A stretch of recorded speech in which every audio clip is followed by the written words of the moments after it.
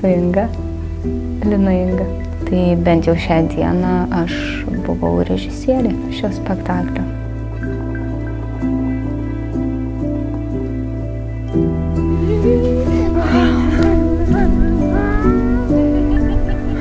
Kokia tu stipri.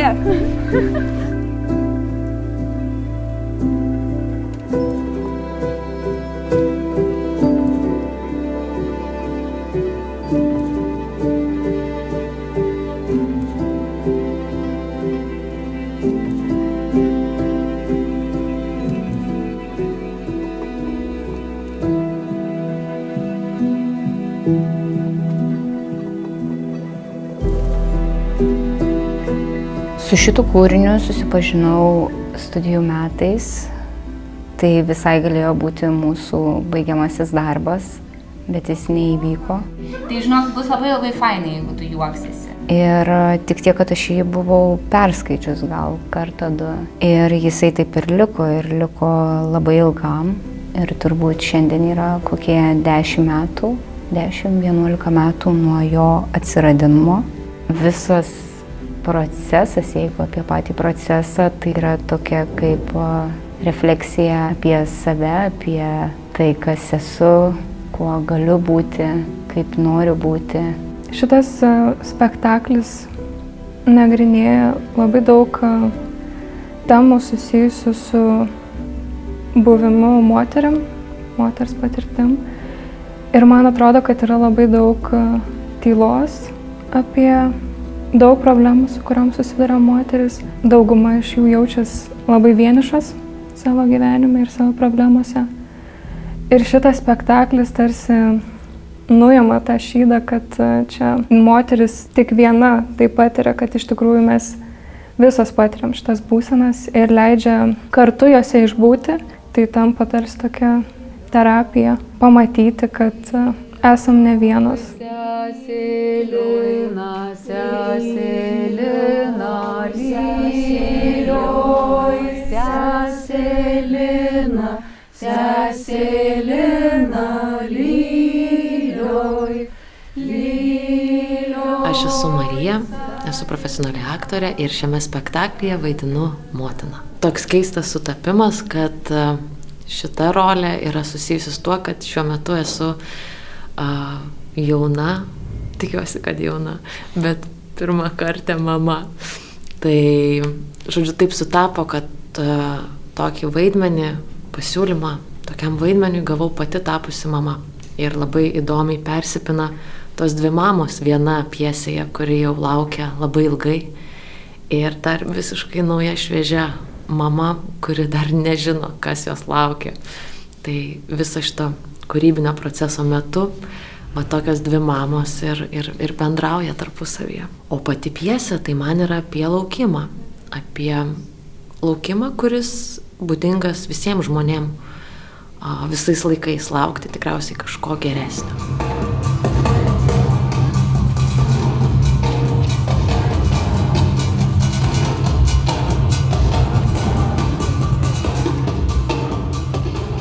Kaip tau pats spektaklis kažkur rezonuoja su tavim? Nežinau, man kažkaip, žinai, visuomet moteris kaip mama, žinai, kaip tas toks kaip, net nežinau kaip pavadintų, tau gimsta kažkas, kas yra didžioji tavo dalis gyvenimo ir tas kažkas užauga ir tampa savarankiškas ir, žinai, tu atidavus viską, va taip lieki, žinai, tai čia va tokia, sunki dalia, tai va. Šitas spektaklis yra apie karą ir kaip dažnai mes priimam tai kaip savaime suprantamą dalyką, kad vyras turi eiti į karą.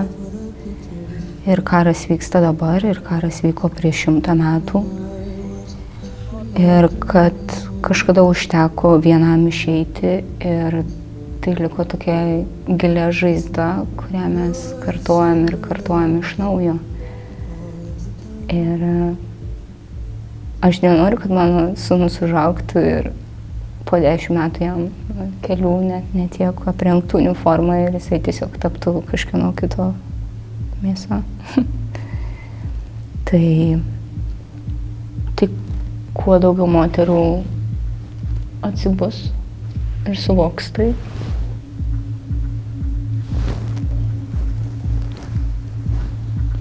gal tuo greičiau viskas baigsis. Ir dabar turime laukti. Dar laukti. Ir tai niekada nesibaigs.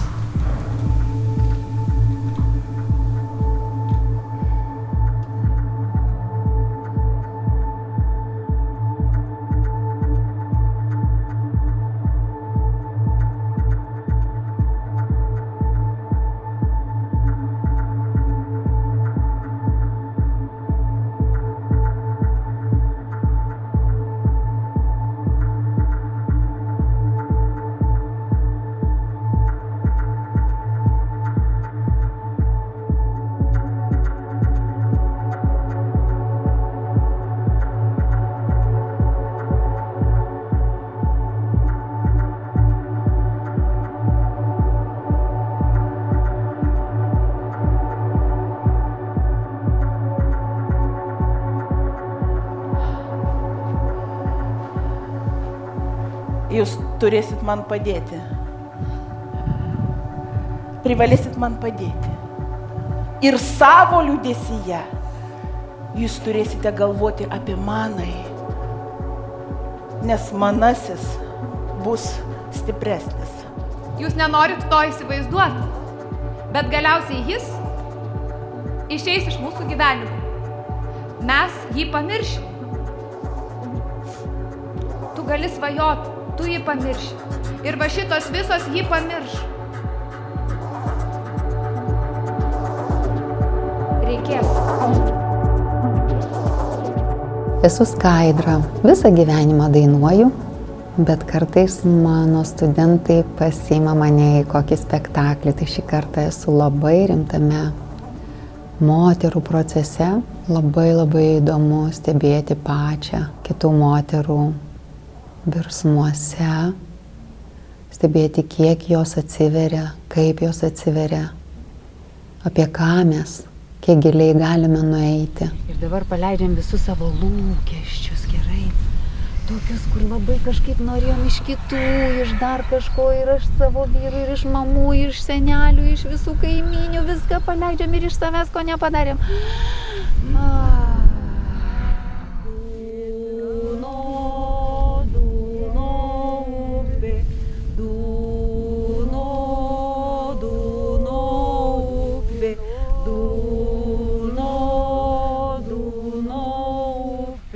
Sutartinės čia yra viena iš tokių vinių ir elementų. Tai sutartinės yra ta tokia gydanti melodija, kuri gydo kūną, kuri gydo sielą, kuri gydo protą. Giedant tas sutartinės šeštadieniais, tai tiesiog atrodo išnykdavo laikas. Projekte nagrinėjama moterų tema apie laukimą, apie vidinį užstrigimą. Tokį sąstingį man yra labai aktuali, jautri, tikrai rezonuoja ir, sakyčiau, užima nemažą dalį manęs. Pats Naumiestis man apskritai yra nauja vieta. Aš niekada čia nebuvau buvusi. Aš tik žinau, kad čia gimė tautiška giesmė. Buvo labai smalsu iš tikrųjų, kokios yra moterys ar ne, kaip galime sukurti tą bendruomenę, kaip galime jas įtraukti į spektaklį, kaip viena su kita galime sąveikauti. Projekto metu pastebėjau, koks yra svarbus poreikis moterų bendrystėj, kai susitinka visiškai skirtingos, bet panašios savo išgyvenimais, patirtimi moterys ir jos dalinasi. Kai ateina moteris ir ateina menas ir susilieja, tai įvyksta tas sprogimas. Tai ar tai būtų bijūnas, ar tai būtų kaštonas, man yra kažkoks nuostabus, gražus sprogimas, kaip gėlės, kaip žiedo, kaip gamtos.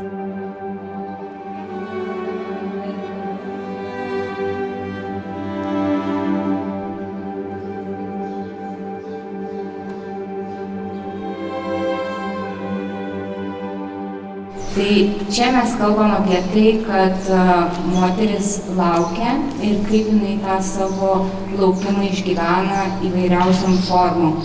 Ir pabaigoje pačioj pjesėje autorius nepasako apie tai, ar vyras grįžo ar negrįžo.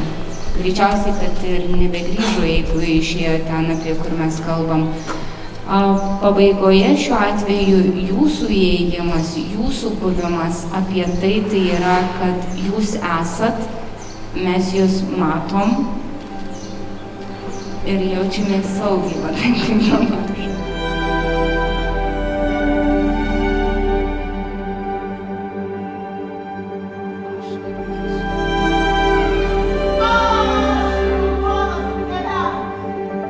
Ir Skaidra atsitrauko, atvedė ir atsitrauko.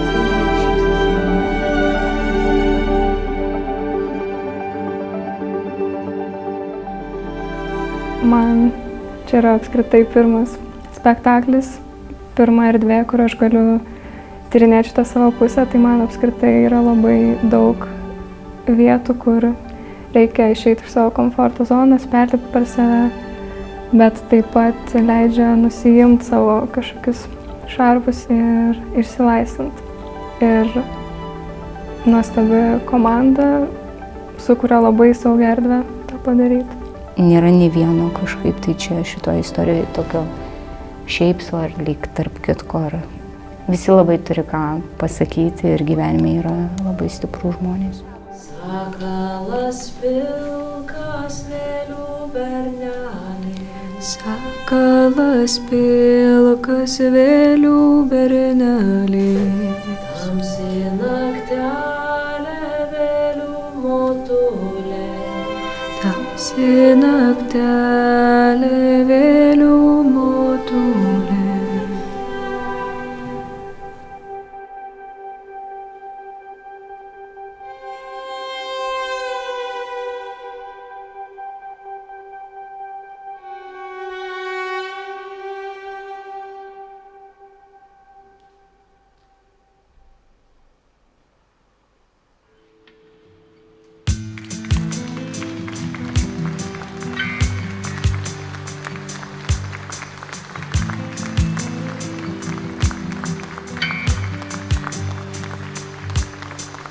Thank you.